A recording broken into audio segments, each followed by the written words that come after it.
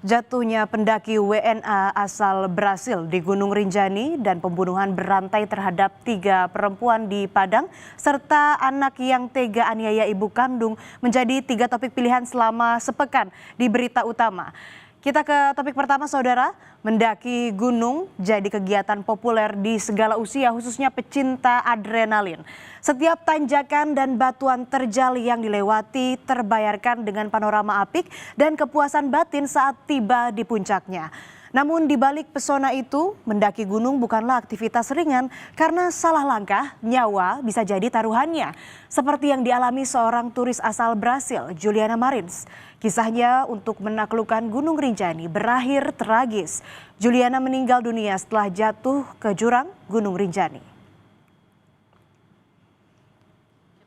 Inilah Juliana Marins, warga Brasil yang tengah jadi sorotan. Video ini diambil oleh seorang turis asal Italia saat mendaki Gunung Rinjani bersama Juliana sebelum tragedi yang menimpa Juliana terjadi. Juliana adalah seorang travel influencer yang tengah melakukan perjalanan keliling Asia sejak Februari 2025. Meski mendaki gunung tampaknya menjadi pengalaman pertama bagi Juliana, namun ternyata Juliana memilih untuk menaklukkan Gunung Rinjani sebagai pengalaman pertamanya.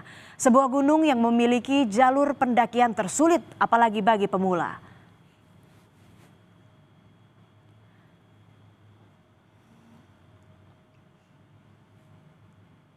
Tak sendiri, Juliana mendaki Gunung Rinjani bersama 5 pendaki asing didampingi seorang pemandu lokal pada Sabtu 21 Juni dini hari. Di tengah pendakian di Cemara Nunggal atau yang dikenal sebagai Jalur Neraka Rinjani karena keekstriman dan kecuramannya, Juliana kelelahan. Juliana diminta beristirahat sementara pemandu dan pendaki lain tetap melanjutkan perjalanan.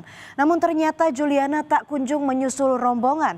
Saat ditelusuri di titik awal, hanya tas Juliana yang ditemukan. Juliana dilaporkan terjatuh di jurang ke arah Segara Anakan.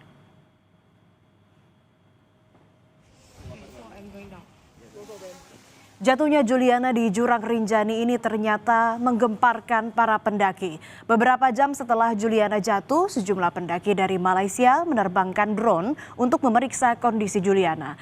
Setelah menyisir dari ketinggian 200 sampai 300 meter, drone menemukan Juliana di jurang sedalam 600 meter dan masih terlihat bergerak. Mengetahui Juliana yang masih hidup, sejumlah pendaki berusaha memberitahu Juliana dengan berteriak dan menuliskan pesan di kertas yang digantungkan di drone berisi tulisan "Wait" atau "Tunggu pertolongan datang".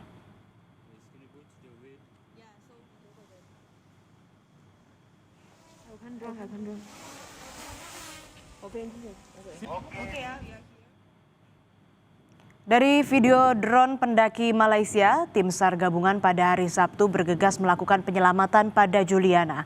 Namun ternyata Juliana sudah tidak berada di lokasi awal.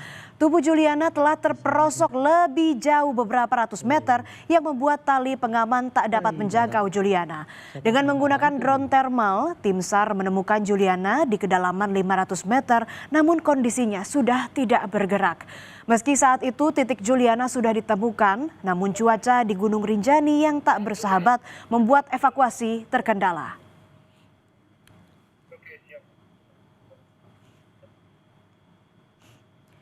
Tak kunjung dievakuasinya Juliana Marins membuat sejumlah warga Brasil gregetan.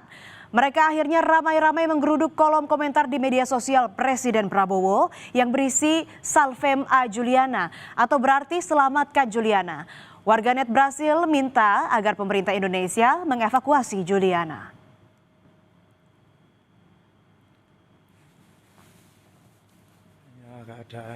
Setelah 5 hari yang kompleks, jenazah Juliana Marins akhirnya berhasil dievakuasi tim SAR gabungan.